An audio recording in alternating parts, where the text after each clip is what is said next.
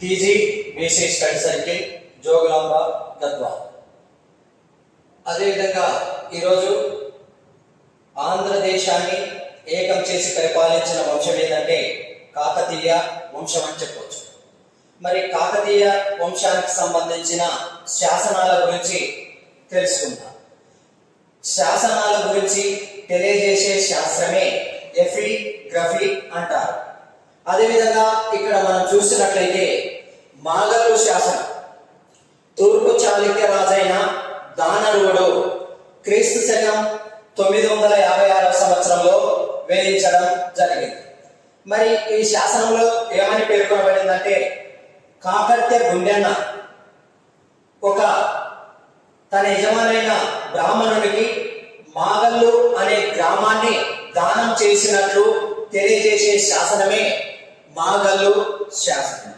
ఆ తర్వాత రెండోది మరి హనుమకొండ లోపల ఉన్న 1000 స్తంభాల గుడి శాసనం వేయించింది ఎవరంటే ఆయన రుద్రదేవుడు అని చెప్పొచ్చు.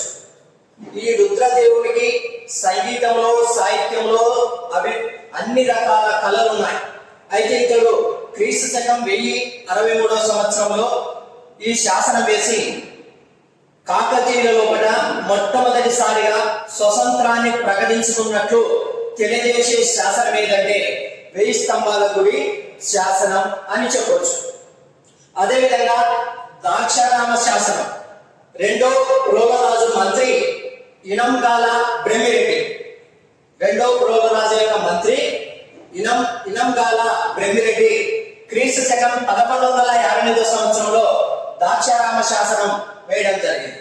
ఈ శాసనం ఏం పేర్కొంటుందంటే రెండో ప్రోగరాజు తర్వాత రుద్రదేవుడు ఆయన రాజు కావడం అనేది జరిగిందని తెలియజేస్తుంది. అదేవిధంగా బయ్యారం శాసనం, బయ్యారం శాసనం ఎక్కడ వేయబడిందంటే ఖమ్మం జిల్లాలో వేయబడింది. అయితే గణపతి దేవుని యొక్క సోదరు ఎవరంటే మైలాంబ. మైలాంబ ఏ సంవత్సరంలో వేసిందంటే క్రీస్తు శకం 1219 సంవత్సరంలో వేసింది. ఆయన ఖమ్మం జిల్లాలో కూడా ఉన్న బయ్యారం చెరువులు తవ్వినట్లు తెలియజేస్తుంది. ఈ శాసనం బయ్యారం చెరువులు తవ్వినట్లు తెలియజేస్తుంది. అదేవిధంగా గణపతి దేవుడు వేసిన శాసనం ఏదంటే మోటుపల్లి అభయ శాసనం. ఎవరు వేసినారు? గణపతి దేవుడు. కాకతీయ రాజులలో అగ్రగణ్యుడు ఎవరంటే ఆ గణపతి దేవుడు అని చెప్పవచ్చు. అదేవిధంగా గణపతి దేవుడు క్రీస్తు శకం 1244 సంవత్సరంలో వేయడం జరిగింది. ఈ శాసనం దేని గురించి తెలియజేస్తుందంటే విదేశీ వర్తకులు ఆంధ్రదేశంతో వ్యాపార లావాదేవీలు చేయవచ్చని అభయహస్త శాసనం వేయడం జరిగింది అని చెప్పొచ్చు. అదేవిధంగా చందుపట్ల శాసనం, చందుపట్ల శాసనం రుద్రమదేవి యొక్క బంటు పువ్వుల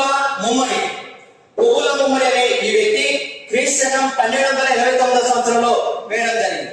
ఎందుకంటే ఒక స్త్రీ రాజు కావడం అనేది సహించలేని కొంతమంది వ్యక్తులు ఆయన రుద్రమదేవి పైన తిరుగుబాటు చేసినారు. కాయస్థ అమ్మదేవుడు, కాయస్థ అమ్మదేవుడు తిరుగుబాటు వలన ఆయన నల్గొండ జిల్లాలో యుద్ధం జరిగింది. ఆ యుద్ధంలో చందుపట్ల అనే ప్రాంతంలో జరిగింది. అక్కడ రుద్రమదేవి ప్రాణాలు కోల్పోయినట్లు ఈ పువ్వుల ముమ్మడి అనేవాడు అక్కడ స్థానికంగా ఉన్న దేవాలయం సోమనాథుడి యొక్క దేవాలయం ఉంది. ఆ దేవాలయానికి ఈ యొక్క రుద్రమదేవికి పుణ్యం ప్రాప్తించాలని ఆ దేవాలయానికి భూదానం చేసినట్లు తెలియజేసే శాసనమే చందుపట్ల శాసనం. అందుచేత టీజీబీసీ స్టడీ సర్కిల్ ప్రతి విద్యార్థి కూడా మా యొక్క యూట్యూబ్ ఛానల్ ని సబ్స్క్రైబ్ చేసుకొని ప్రతిరోజు వివిధ రకాల కాంటెంట్ కి సంబంధించిన అన్ని విషయాలు హిస్టరీ కానీ, జాగ్రఫీ కానీ, ఎకనామిక్స్ కానీ, సైన్స్ కానీ, మరి కరెంట్ అఫైర్స్ కానీ అన్ని రకాలుగా వస్తున్నాయి. కాబట్టి దయచేసి మీరు అందరూ సబ్స్క్రైబ్ చేసుకొని ప్రభుత్వ ఉద్యోగ సాధనలో సఫలీకృతులు కావాలని కోరుచున్నాను.